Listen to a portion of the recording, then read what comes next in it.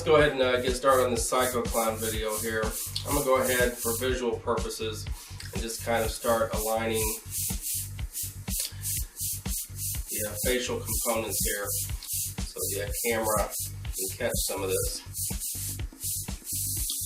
This is transparent gray that I have in my airbrush here. Go ahead and spray that, as you can see.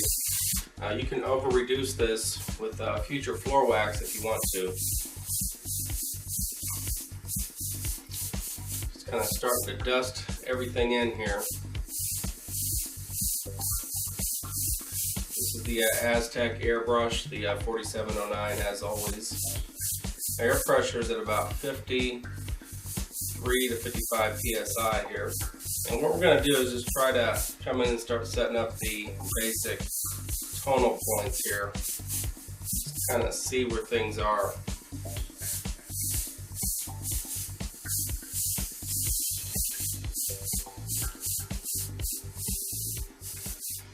Controls learn by working lighter to darker with an airbrush. You always want to come in real light. Notice everything I'm doing here is going to be a sneaky little wispy stroke. I always tell my students, if you slow down the strokes that I'm doing, if you have your own personal little freeze frame, you can actually see that everything is going one way. Okay, so this is just to give the camera a focal point here. What I'm going to do is I'm going to come in and shade this nose real quick, just to show you what we're trying to do here. We're trying to create like a 3D looking clown, Psycho Clown. And we're going to utilize the templates, and we're also going to do some sequential masking here. Sequential masking is going to be knowing which things to isolate with the clear contact paper, or Frisket if you have it. And then the freehand templates, we're going to sneak those in at certain points and try to balance the flow of the piece with some freehanding like I'm doing here, but also templates and the clear contact paper. So certain things like the nose down here, I will definitely need to isolate and shade as one entity. We're trying to go for a more crisp, refined image here. So, you know, a lot of people will beat their chest about using templates. Templates definitely are not stencils. So hopefully you will see that I will prove that. There's a language to these templates. Templates are really just to go in and accent and refine things. You still have to be able to taper, assign value and shade and so on, but don't let anybody ever call a template a cheesy stencil. So I think in composition you need everything. You need soft edges, hard edges, and you need to know where to isolate things per particular piece. So I'll take some of the clear contact paper here. Let's put that on there. I'll go ahead and color this in red here. This is actually a mixture of fluorescent Createx red, the real loud stuff, with some transparent deep red. Now when you're airbrushing on canvas, you want to make sure that you let the paint catch up with the surface. Canvas is very slippery. It's very non-porous like a car hood. So you have to work very lightly and very evenly. It's not like a t-shirt where you just attack the shirt, the line saturates and so on. Okay, we're going to come in with some transparent dark brown here. I won't get too carried away, but this is actually going to look like black or a darker tone without having to revert to using black. You could use a lot of different transparent colors to darken your base color, but again, black's way too grainy. And usually it's opaque too, so that's not going to be good. I'm cutting out the background here of the ear. For the most part, behind the ear is pretty crisp. You can come in here and freehand it, but you better make sure that you don't get overspray all over the place. And we'll go ahead and build a tape wall like that, just put a little buckle in it. And remember, if you've taken contact paper, you put it down, painted, and lifted it back up, you want to take some Goo Gone and a blue Walmart shop towel and wipe the glue off really, really lightly. And then maybe hit that with a blow dryer to evaporate the Goo Gone. Okay, this next color is called Phthalo Blue. Definitely one of my favorite colors. It's a really, really dark blue. And again, lightly tack this on here. This is actually how I would paint a car hood, just lightly do a toothy type of dusting coat. This is basically to set my own mental proportions here on how busy to get with something and try to utilize my positive and negative space. So I did that tack coat. Now I can come in and do a more heavier coat here.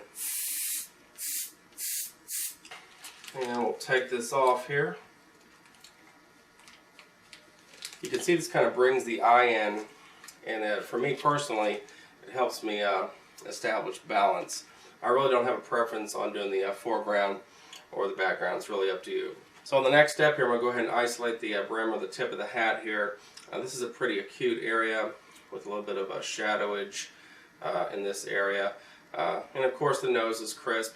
In composition, you want to combine crisp things with soft things, and you want to really try to decide how intense an edge is. If you're using templates, you can put your knuckles underneath those templates, but I think that's actually when your skills really start to build, is when you can actually see the language or intensity of a particular edge as you're rendering. And when you're putting this contact paper down here, you don't have to take your big hand and smash this stuff on here. That's what my students do, and it drives me nuts. Just put it on here and lightly displace it with your fingernails. And I'll go ahead and trim this off here. Remember, X-Acto knife blades are more effective at a 45-degree angle. Now when you take this stuff off, watch, roll this against its own pressure as opposed to yanking it straight out towards you. And we'll lightly push this down here. Okay, I'm going to come in with some transparent red now.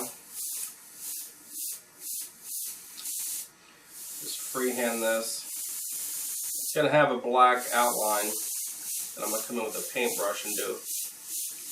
You put this deep red down on canvas that looks pink at the beginning. It will eventually get red, but really I'm just sketching right now. I recommend everybody try clowns. You can get away with a lot of realism doing clowns. They're so dramatic looking, like tigers and zebras and so on. There's a lot of contrasting elements and colors in clowns. Come in here and do the other side.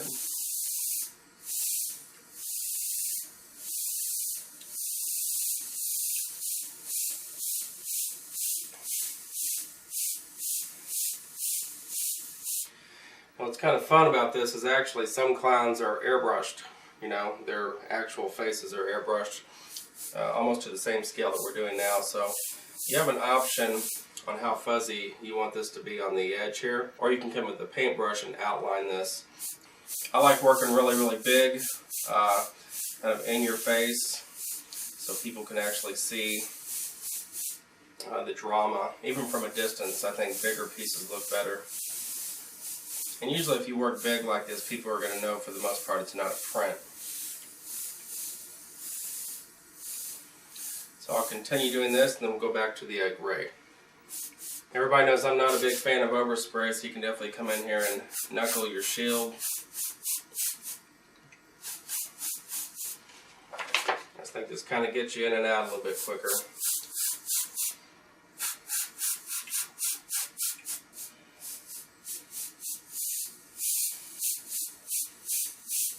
Okay, I'm coming in with transparent gray now. There's definitely a shadow, like I said before, underneath the brim of the hat here. I will sneak some black in when I need it, but not too much.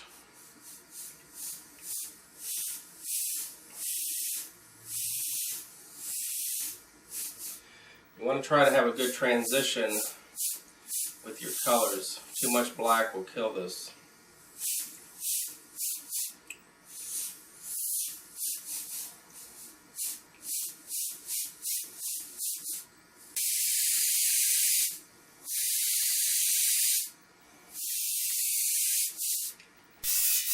Come in here and render this eye with a sneaky little subdued eye.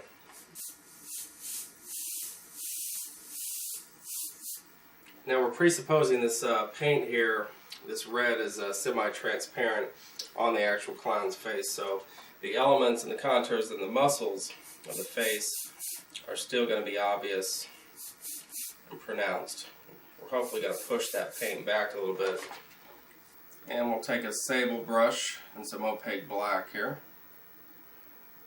This is the beauty of the transparent gray here. If you come in with opaque black is a powdery color, like I said before, and it will really kill all this nice line acuity and the pre-existing shading that I've done here.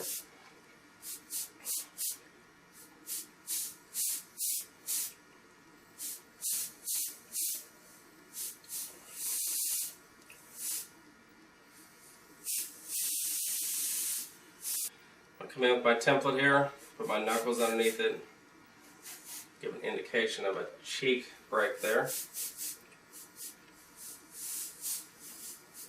I'm going to do the same thing here on the nostril.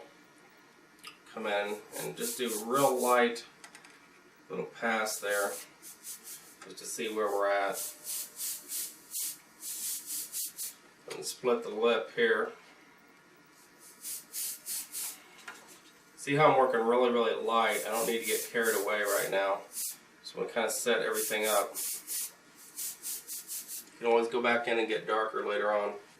We'll take our template and do a little indication of a nostril here. The transparency of the template, I think, is very important in the inception of learning this skill.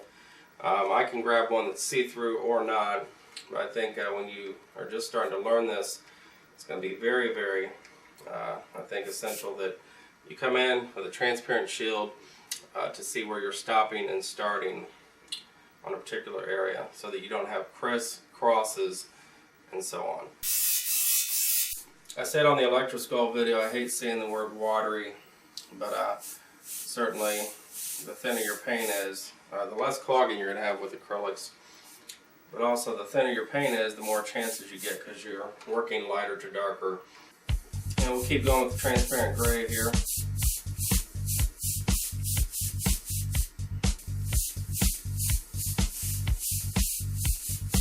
We'll go a little bit crisper down on this cheekbone here.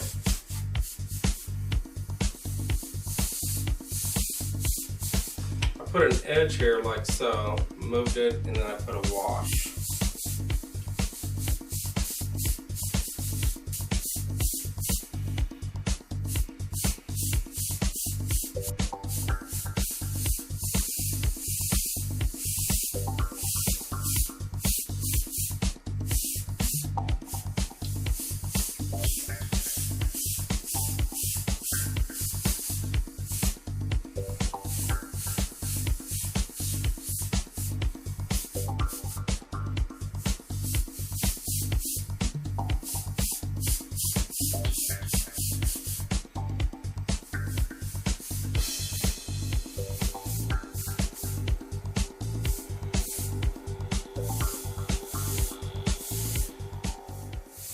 Now I'll come in on the nostril and tighten this up a little bit more.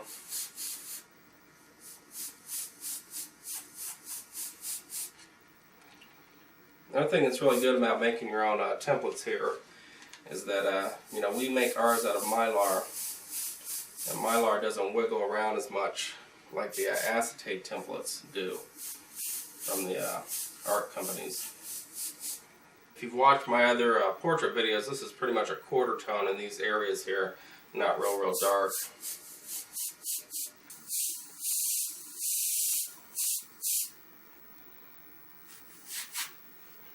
And we'll go ahead and make the crease of the eye turn up there a little bit.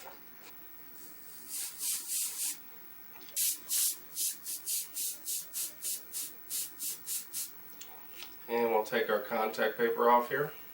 Okay, I definitely took that off so I could basically see and establish my edge, my acute edge, against all this soft stuff going on here. We have the acute, crisp nose, and that's what we're trying to do. We're trying to bounce through this. Some things are soft, some things are more concise and crisp, and I think in composition you need both.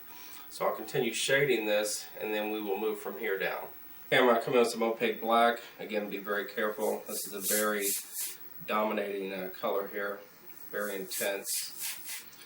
These eyes are really meant to be sneaky, so I'm not really sure how much I want to define them. That gives the whole esoteric little psycho look there. but certain points will need to be pierced out. So you can see how that really starts to punch that out. From a distance, it's going to be more obvious that there's an eye there.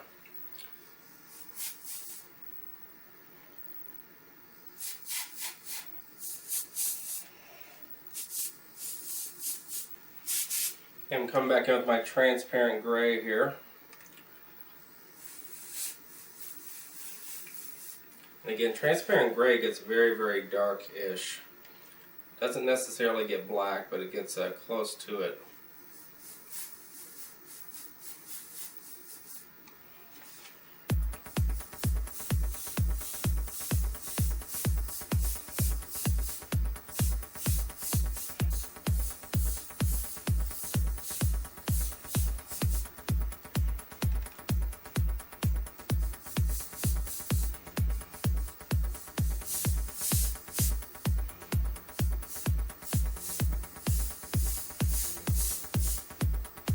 Again, angling my brush to the side will help me taper quite a bit.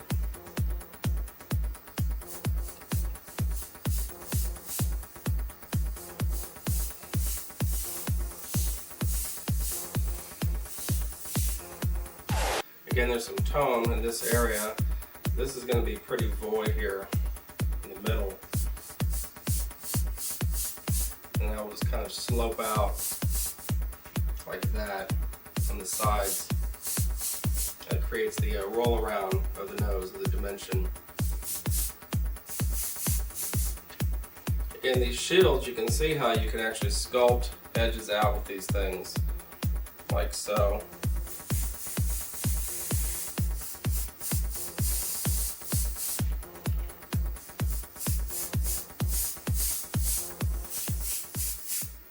And we'll start to set the ear up here.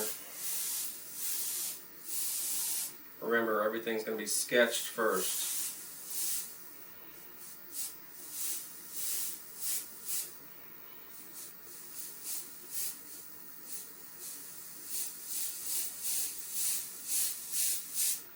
And block the ear off with a shield, like so.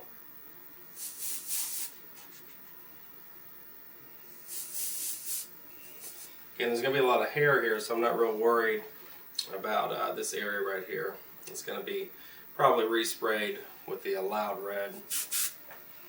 Here's the lobe of the ear.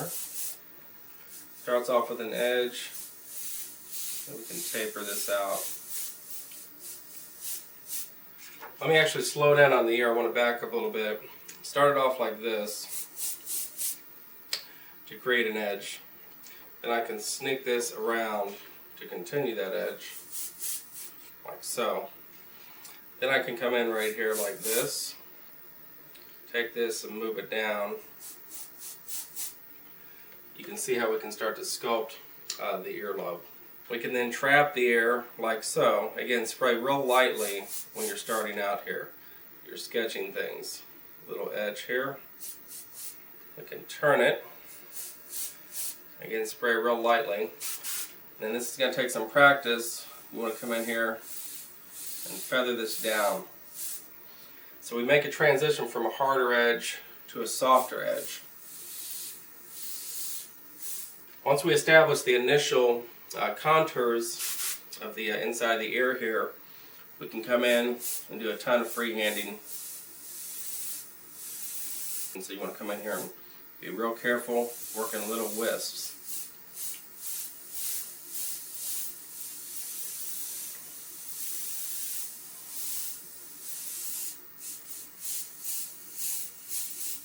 So I have an edge here. We need to shade this. That's the wash that goes over the edge. This is all pretty dark in here.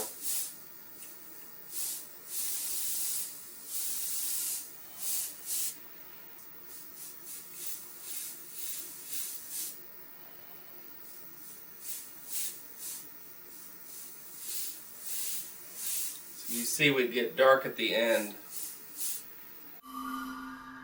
Okay, moving on here, I have a huge piece of contact paper over this, and I'm going to go ahead and cut out the middle part of the chrome top hat here. And staying very vertical, we'll come in here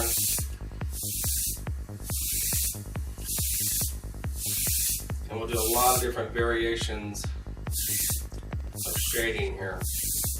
Again, this is the transparent gray. The shape is cylindrical, kind of like a battery.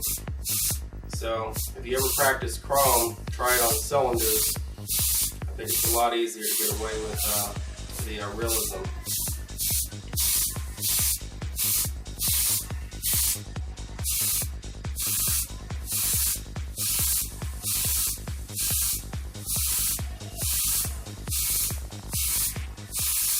That's pretty much how I want that to look. So I'm going to cut out the brim of the hat here as an individual piece. It's a pretty basic tone.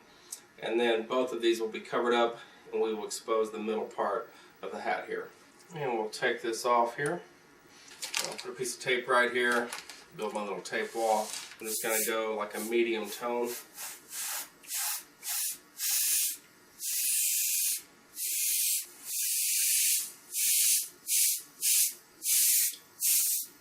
Again, the middle part of the hat is covered here.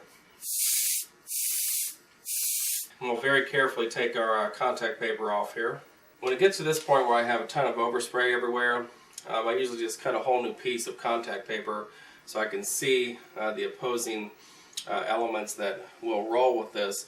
I don't like to keep a lot of contact paper on here and just keep painting and painting because you may have a real nasty surprise when you take it all off and things are too dark. So get in the habit of not being lazy and just come in with a whole new clean piece of contact paper so you can kind of see if everything is balanced as you're going. And we'll put a piece of contact paper right here to go ahead and cover up the middle part of the hat. We'll do the same intensity.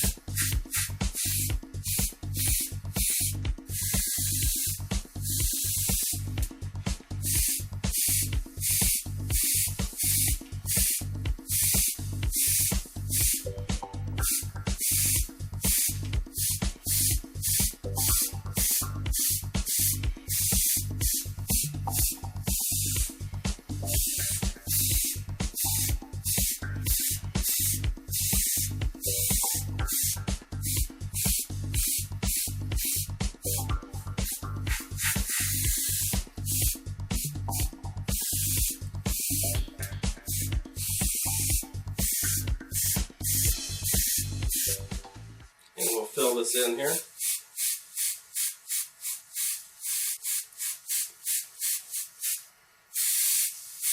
So I've pretty much cut the continuum of the highlights here the same, even though this is covered up in the middle. But I need to come in with some black now and do some final accenting around the perimeter of this edge here on this side and this side. And I got my opaque black to balance this out here.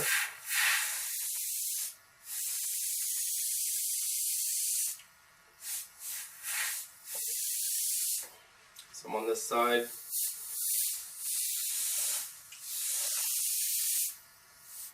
And watch as I angle the airbrush here, it's probably easier to taper.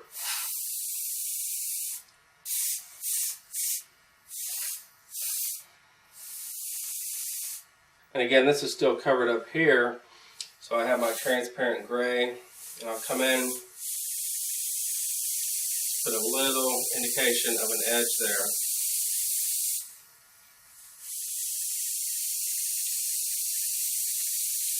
That will raise this middle part off of the surface. Little cast shadow there. I got another piece of contact paper on here. We're going to go ahead and cut out the middle and the last part of the hat here.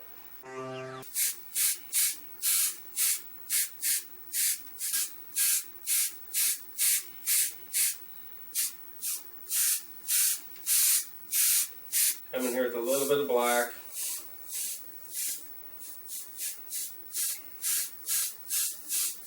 Pop this out.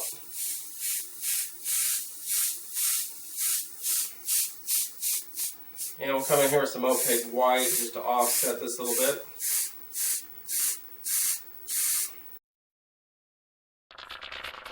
I'm going to put put my knuckles under the shield here.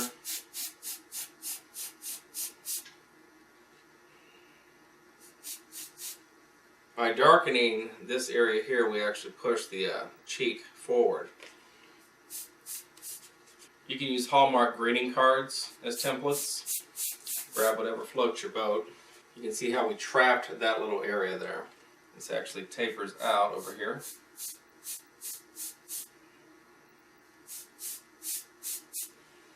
Once you come in here again and you put an edge, and I have my knuckles underneath the shield, if you move this, you're going to have to come in here and put a wash of paint like so.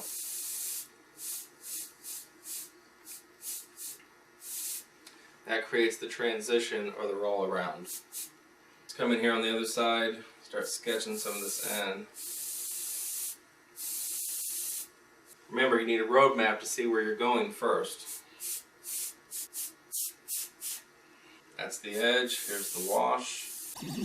Okay, as I have cut around the ear here, the ear kind of stops and goes nowhere. So what I've done is I've taken this and just kind of slid it, and I can lift this up. And when I airbrush, I definitely want to stop with these reds and crimsons in this area. I don't want to come down too far and pick up this edge right here, because the overspray will really screw this up. So I got to have a peripheral view here with my spatial awareness and make sure I really take my time and blend this into the face. Okay, for the clowns here, we're going to come in with this meshy, weavy pattern here. When I was in the military, we had scrubby pads that were very similar as far as how they look when you spray through them. This, as long as it is mixed in with another color sometimes, will really look like a clown hair, an afro, or something curly. But again, try different things. I think a student brought this from a factory, and the slower you go, the more you'll pick up a refined pattern. So from a distance, peripherally, this really looks busy and curly. Sometimes if you spray lightly, maybe on the perimeter here, you can see how it fades out and so on. Just make sure you don't go real fast and wave this thing back and forth, because you will, again, not be able to pick up the cool pattern. So this looks very busy very quickly, but it definitely works for afros and clown hair. Okay, I have some fire red in my airbrush here. I have the hat protected and the ear protected. This is actually going to be the underpainting part of this clown hair here. You can see how really loud this is. Now if you're doing an afro like Jimi Hendrix or what have you, you're probably just going to come in with black like I did on a white surface. So let's go ahead and go back to some of our basic airbrush terms. This is called underpainting. You sometimes need one color at the base to make another color do its job that you put on top. So we need this bold foundation here so that when we come in with this darker crimson-y color, the two contrast well together. I definitely would not want to come in with black on top of this. Down by the ear, again, I have to be careful, get a little bit closer to the surface. I do not want to pick up this overspray edge here.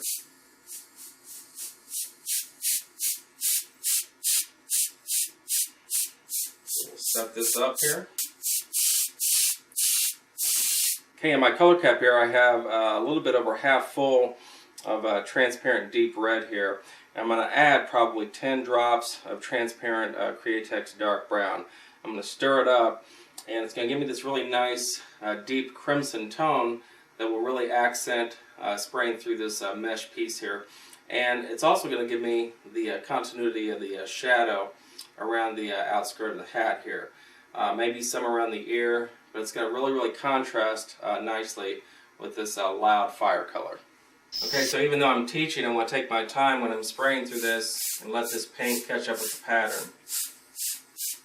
You can do a couple of passes and then test and see where you're at, see how it looks. And you may want to darken your paint a little bit more, lighten it up, what have you. I'm really letting the paint catch up with all these little fibers And we'll do a test here, see where we're at. It looks pretty good. Now it's going to be important to work with heat as you go, because I don't want to come in here and reposition this and scratch it up. Once you interrupt the continuity of the meshiness of this pattern, it's going to be real hard sometimes to come back in and reconstruct that, depending on how much you drag wet paint across the surface and so on. And with the same deep red color here, we'll shade around the edge of the hat and the border here. And I think that's pretty much the intensity I'm going for. We'll do another pass here.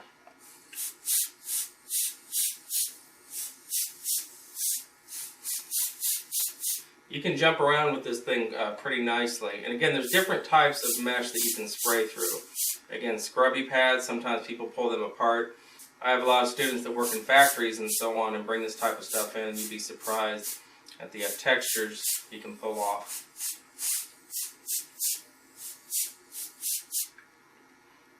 Be real careful when you're lifting that up. Coming down here a little bit.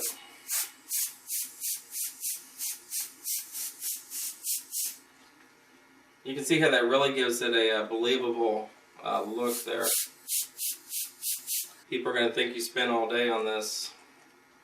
And that's when you separate yourself from the herd, when you find little weird things to spray through. I think I'll go a little bit deeper up here in this area.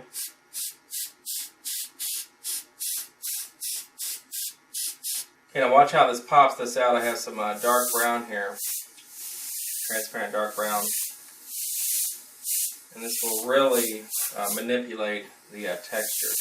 Sometimes if you have a base texture like this, if you come in with a dark color at the perimeter, you can really kind of bring the eye in and make it look very believable. And we'll just take some opaque white and we'll push this back a little bit here. Be real careful. Okay, so you can see with the masking off, this actually retains a lot of realism pretty quickly. I'll make decisions on how far I want to come down on the hair here. You make those kinds of decisions as you go. But I'm going to go ahead and do the next side here, make sure everything's balanced.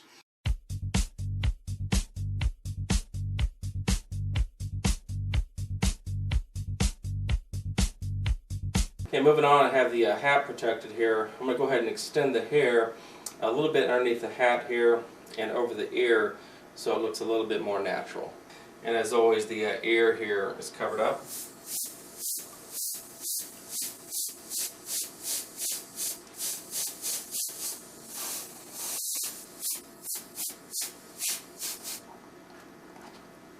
I'll take some opaque white, just kind of blend that back a little bit.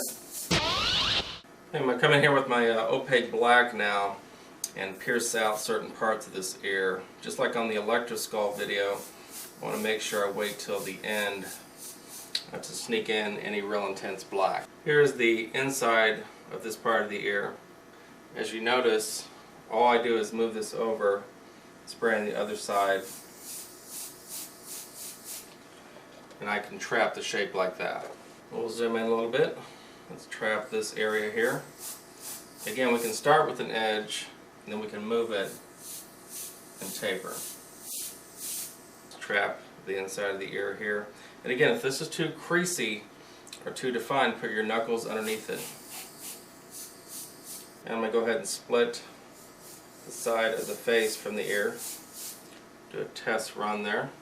This is going to be one of the really contrasty type of areas here that help create the dimension. And I'll shade a little bit down here by the bottom part of the ear. Okay, I'm going to come in with some transparent gray and I'll shade right against the edge here to give the ear some contour. Give it a roll around.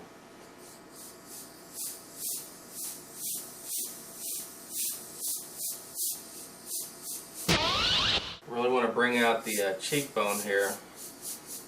And again, I have my transparent gray.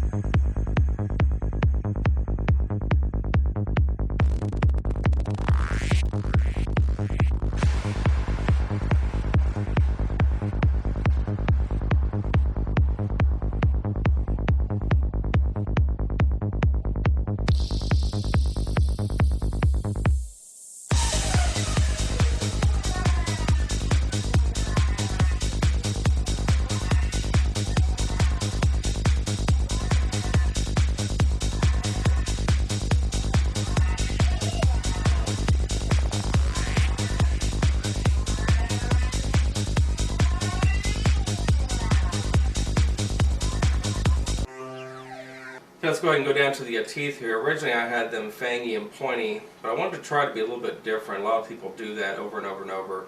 So I wanted this to have a subhuman element to it, as opposed to doing the pointy, fangy stuff. I want these teeth to look kind of yellowish and grimy and so on. So I'll go ahead and put the contact paper down here and cut all these out and go in and shade and split each of them and give them dimension.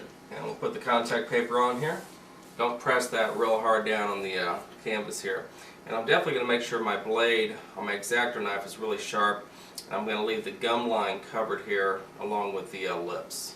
Okay, so again, I'll take my time when I'm cutting these out and stay politically correct towards the way they were drawn. And what I'm going to do here is I'm exposing every single tooth. Again, the gum line is going to stay covered up. And some of these teeth are in front of the tooth next to them. So we're going to come in here and do a bunch of freehanding, and then we'll take the freehand templates and split edges in between the teeth to kind of refine their dimension.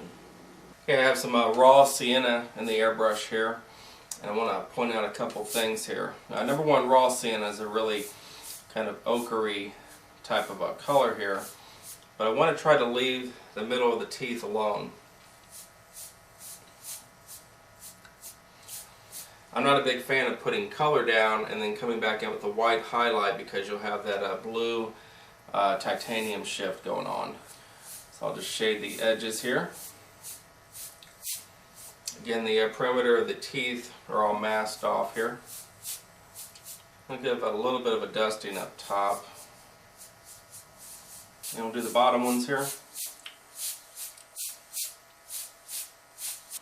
So this is an opaque color. You can use ochre, raw sienna. Now come in with some transparent light brown. Make sure all the water is shaken out of your airbrush. You don't want to get too nutty with this. You just want to trap the teeth on their perimeter. Definitely wipe the wet paint off there. And notice I'm trapping this on the outskirts of the tooth here. I'm not just kind of cruising along and doing the same thing. I'm trapping the tooth at its perimeter. That's the edge. And again, don't get too carried away here. This is the wash. It's very important to retain the white of the tooth. Again, if you come in with the opaque white over solid color, you might have that shift. So I'll continue cruising along here. And what this basically does is it just displaces the position of the tooth in front of the next one. This tooth right here is pushed back in between these two, so I will split it like so. Light brown is one of my favorite colors because I think it really offsets some of these other colors. I would not come in here with dark brown because it would really be too grainy for teeth.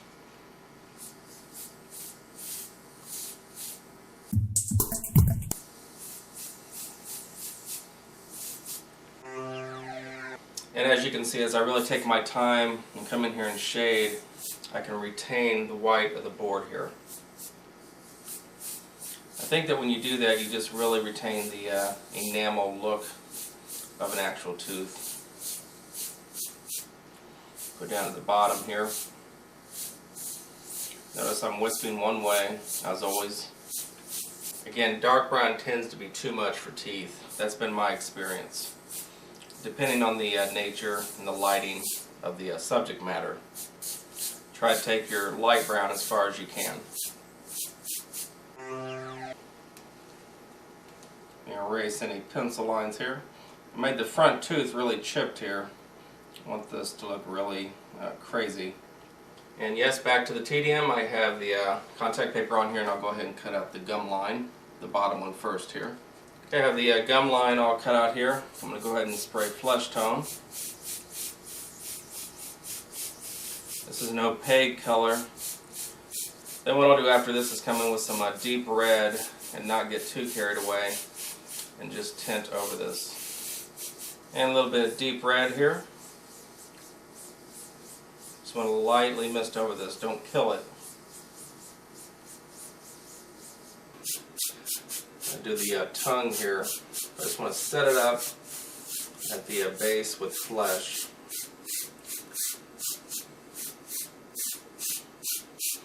And we'll come in with a little bit of transparent deep red.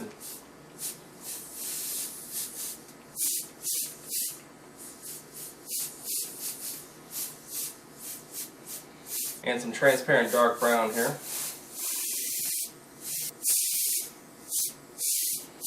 And I'm going to put my shield here. Again, I don't want to make the tongue too creasy or too crisp.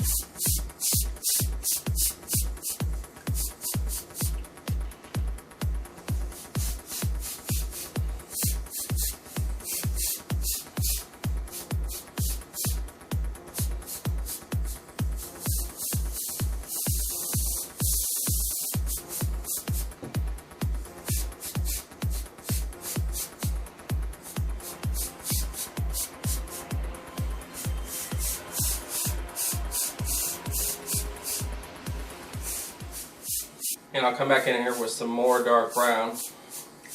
And again, dark brown gets very piercingly dark. Almost looks like black, but it's not. I'll come back in here with some dark brown again. I'm going to further trap the tongue from the mouth. When this is clear coated, especially if it's on a car, all these foundation colors will actually pop through. And I'll shade the tongue at the sides here, give it a little bit more of a recessed look on each side. Okay, I'm going to come in here with just a tiny bit of opaque black and separate the tongue from the background. I'm doing this so that at a distance we can see where they split. When you go dark on dark like this, sometimes it's hard to do. And we'll do a little bit up here. Again, it's real easy to get carried away with this black, so we want to be careful. Okay, let's go ahead and move on to the next step here. Basically, I've taken my contact paper and I've covered up the bottom side of the ruffles around the neck here. And I've taken some opaque white and just dusted it over my pencil lines to keep everything balanced and even. And what I've done here is I've taken a blue Sharpie marker, and this is just for visual references for people watching this, to see which part is covered up here. It's all white, so I had to come in here and give you guys something to look at. So I took a Sharpie marker and I drew on the part that's covered up here, the bottom side of the ruffles. Now one thing that's kind of cool here is as we come in and put all the pattern on the ruffles here, we're actually going to shade up against the perimeter of the jawline as opposed to coming in and putting a freehand line or something like that. All the busy stuff that's underneath the jaw, once we start shading it and adding texture, is actually going to pop out the dimension of the jawline. And some raw sienna here.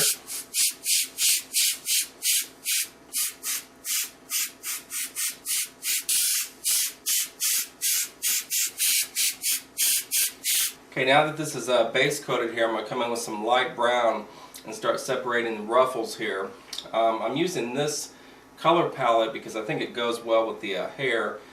This will look kind of old, dirty or whatever. I think you got a lot of options when you're using these colors in general. Always spray lighter like so, just to kind of see where you're at. Spray super light. And I can also sneak in a French curve for a curvier edge. I think you're going to have a combination of two when you're doing something like this.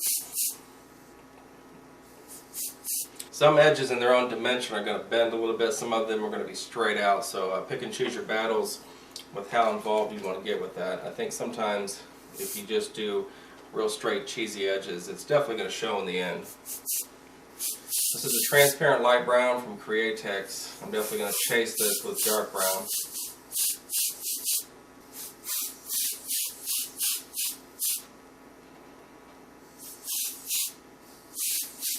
It's real important that you stay true to where these roll arounds start and they cut into the dimension of that particular part of the ruffle. Because you may have to come back in and do reconstructive surgery.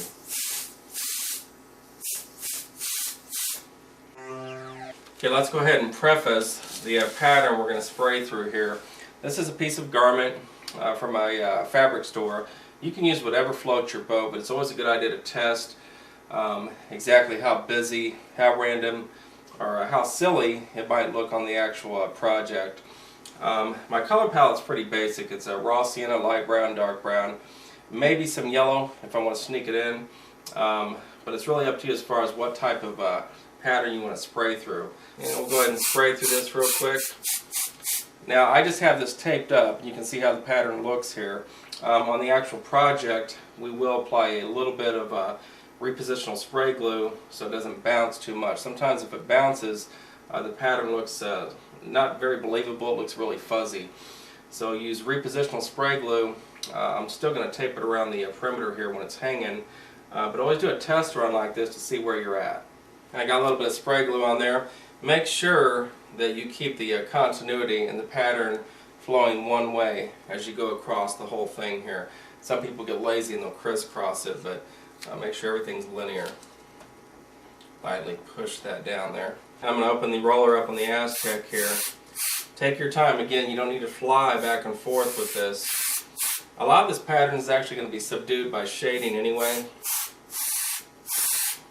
but this presupposes the texture in the fabric.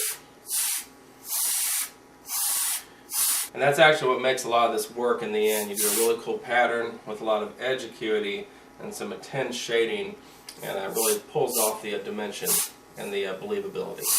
So I'll continue spraying, try to be as even as you can with this. Keep an eye on the paint. Make sure it's not slipping around. If you want to come in with a little bit of heat, you can. See how that creates a really nice vintage look, especially with these colors here. Again, for teaching purposes, I'm going to come back in here with the Sharpie and draw on the contact paper so everybody can see where all the little humps and the ruffles are here. So what we're going to do now is come in with a lot of intense shading. A lot of this pattern is going to kind of disappear. It's going to be somewhat subdued by intense shadow. I've also taken a Sharpie marker and drew on the perimeter of the chin here. So I'm going to come in here with my light brown and retrap some of my edges. As always, we're always going to go lighter to darker. So I'm going to come in here with my light brown, take it as far as I can, and then come in with dark brown to pierce out certain areas. A lot of this is dark down in here, in this area.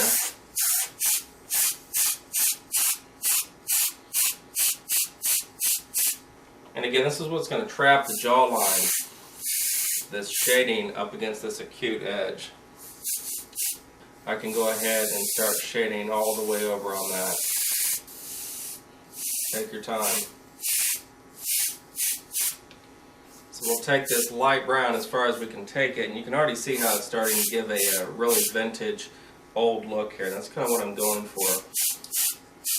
A lot of people do the satiny purple type of colors or the loud fluorescence. I want to try to give this somewhat of a vintage feel to it.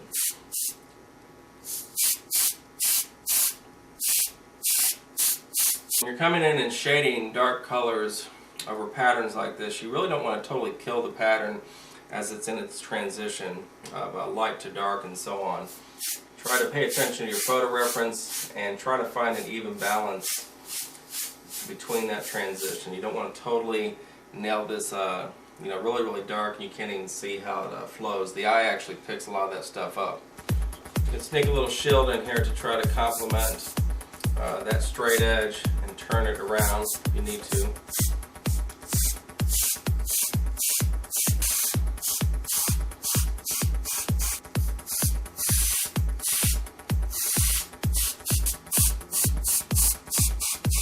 And we'll come in and do the other side here. Isolate these edges.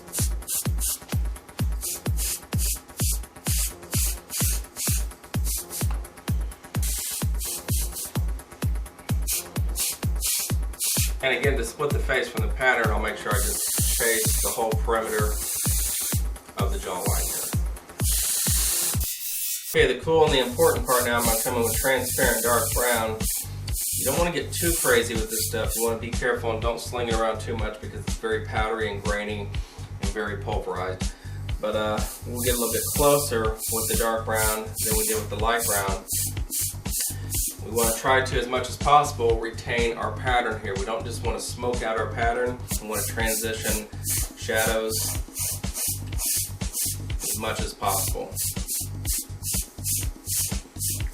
Transition is always a good word. And that's what I'm doing in this area here. I'm blending the shading. I'm not coming in and putting really loud stripes.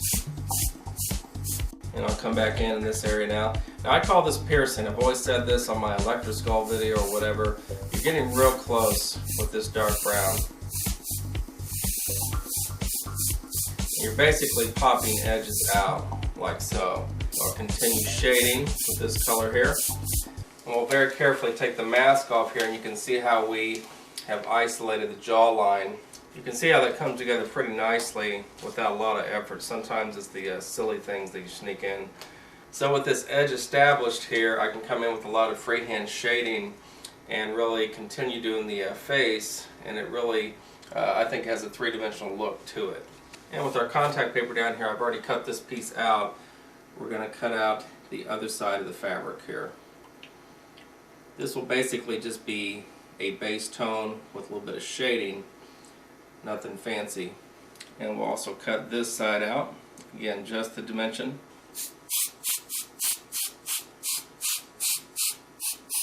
And with my light brown here, I'm really just going to come in with a little bit of an edge here and kind of very lightly dust over the whole thing.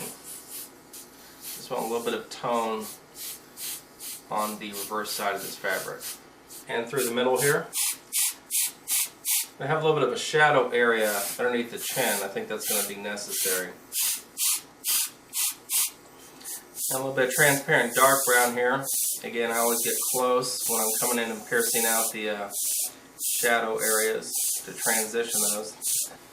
And over here a little bit, some shadow where the fabric curves. And we'll take our mask off here. You can see we have a nice little ribbony type of look here. And we'll come in with a little bit of opaque powdery purple down here to keep it clownish. And we'll hit the other side here. And wherever there's an object, there's a shadow. So I have a little bit of a transparent gray and some violet here.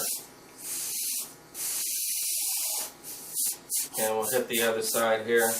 Shadows need to taper sometimes to be believable.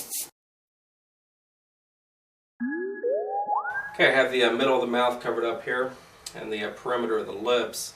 And I've taken some opaque white just to kind of dust over the lips to hide any pencil lines, what have you. I'm going to take some bright red here. And this will set up our dark red. I'm going to take my shield and split the lip in these areas.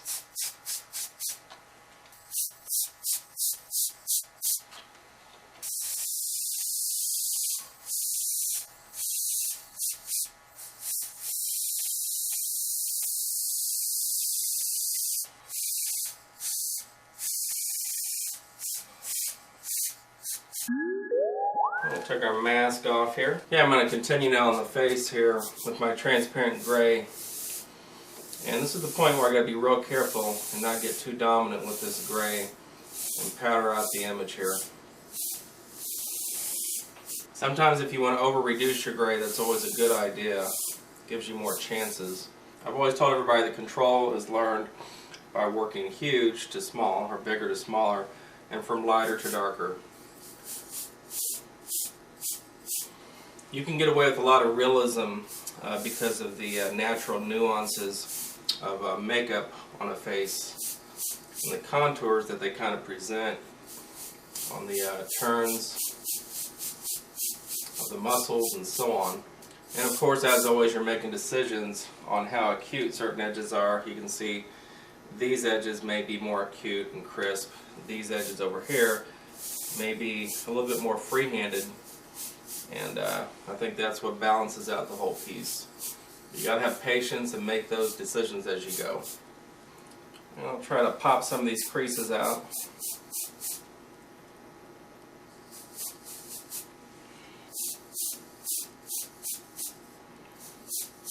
And the nature of this painted lip area here, if this was actual clown makeup, is that it's going to really just be kind of stuck on there, either with a paintbrush or an airbrush or whatever. But you try to retain the original continuity and the flow of the face here. In other words, everything just kind of penetrates through that. We can kind of split the mouth here. Let's go ahead and do that now. We can continue the crease of the mouth like so, and that way it doesn't disrupt the continuity of the shading. You're presupposing a certain amount of transparency when you're doing all this, but keep everything flowing over it. The main trick that you're going to have to try to figure out here is that certainly you're going to have to practice this, but trying to put enough paint on here to where you can see the shadows, but you don't want to disrupt the continuity, or the contrast, I'm sorry, of the whiteness of the actual makeup that's on the clown's face. It's going to be easy to do that, so you got to be careful. I think one of the tricks to rendering the clown face here is definitely staying true to the piercy little high contrast creasy areas. Emphasize those as much as possible. And we can also take our dark brown, since it's complementary to the red here, and split the lip area. And the eye will pick this up from a distance.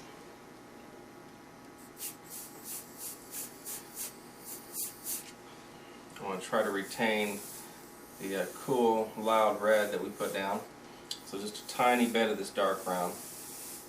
Now I'll come in with some opaque black here and really emphasize these eyes. And underneath the chin here, we'll go ahead and put a indication of a button, a big fat clown button here. We'll base coat this white.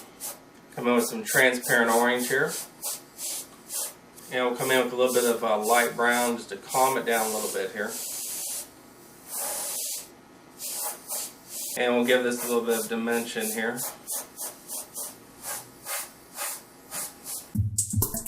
Okay, so what I do here, and everybody does this with art, you make decisions as you go along with the peripheral view of things. Looking at something from a distance, does the eye and mind pick up what it is? So I took the original dark blue out so we could actually see where the hair starts and the background stops and so on.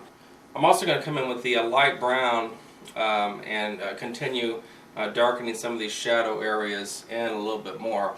I don't want to kill my pattern, but I want to further basically transition the shadows from the perimeter of the jawline so it pops out a little bit more. There's a little bit too much pattern showing. I'll make decisions as I go along on how much of this I need to refine, and that's basically what I'm doing here. I'm making these last minute decisions on shading, craftsmanship. I also balance the other ear out here. As you can see, I've really jumped around crazily with this thing. That's pretty much how I like to work. It gives me a chance, again, to let a certain area rest. It helps you visually focus on something else, and you can jump around. As long as you throw it all together, have good craftsmanship, I think it's fine. So we'll go ahead and continue shading these brown areas here. Now, since everything's pretty much established and I have transparent paint here, I will protect some of these areas with my Mylar here. I just need a better shadow transition. I always tell my students to get up, walk away and look at something, and then reassociate it. And from the eye, I think that this needs more shadow content here. Okay, we're going to take our pencil here. Let's put a little bit of distress in this hat, presupposing it's been nicked and dinged here. And we'll take our blade and we'll just scratch the right hand side of that. And we'll put one over here.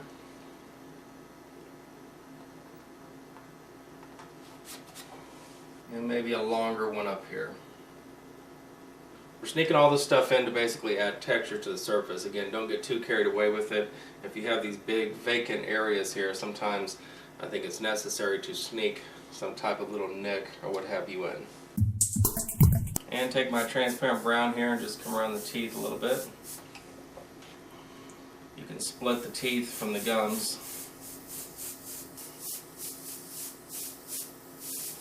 Okay, I have a piece of Mylar with the hole cut in it, and I'm going to come in here and put some confetti dots randomly around the piece here. This is basically a contrasting element I'm adding to the piece here, just to presuppose some type of movement and make it more interesting, especially in this area down here. Everything's pretty static, or it's bugging me anyway. So for the confetti, I'm just using opaque colors here. If you guys want to use transparent colors, you can. It's really a preference on if you want the confetti to be transparent or not.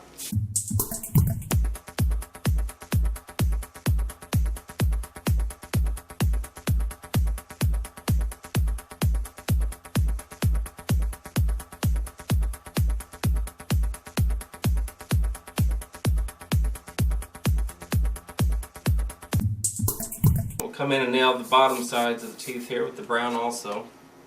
Take your time, this is an intricate area, definitely. Dark brown would be way too much for something like this, it's too grainy. So try to take your light brown as far as you can take it.